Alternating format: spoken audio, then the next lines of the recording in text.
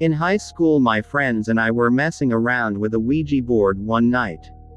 We had done it before and nothing remarkable had ever happened. We usually did it to try and scare each other or our girlfriends.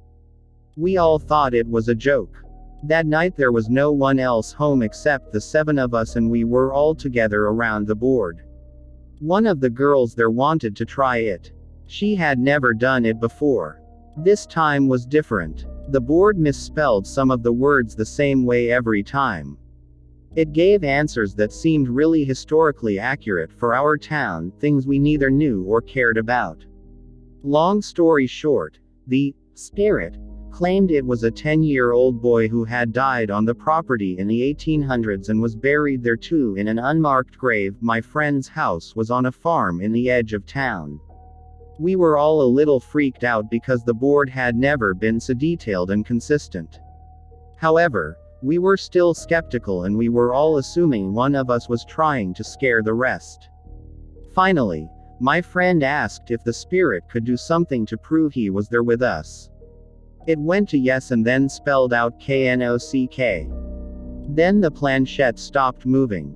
We just all stared at it silently, and then there was a rap on the window right next to us. The lights were on outside and there was absolutely no one out there.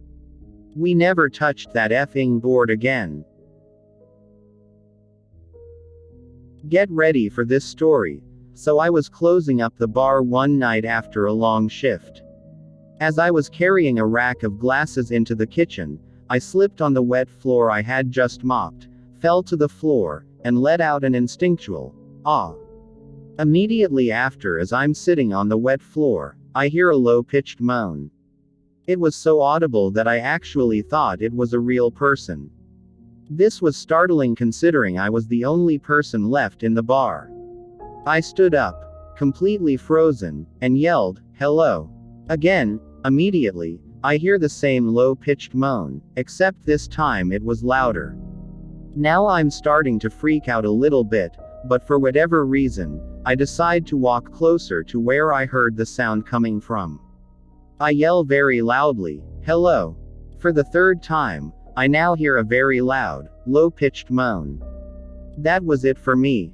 I ran back into the kitchen, grabbed the biggest kitchen knife I could find, because that seemed logical at the time. Grabbed my purse, ran out the door, and never looked back. It was funny trying to explain to the chef the next day why he was missing a knife during his morning prep. The creepiest part, I come to find out that there was some sort of accident that had occurred in the restaurant years before, with the son of the owner, and word around town was that he died right there in the bar.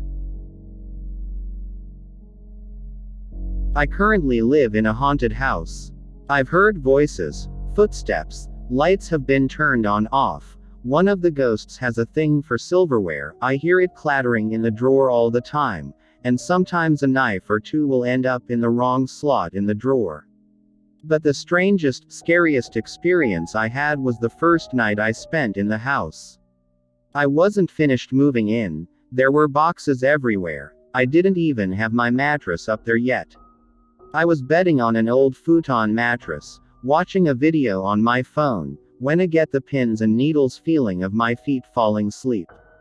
Except it wasn't on my feet, it was on the top of my head in the shape of a hand. I said, "Good night," turned off my light and tried to sleep. When I woke up, my closet door was ajar, but other than that everything was otherwise untouched. I guess whoever my unseen roommate is, just wanted to check out who I was on my first night.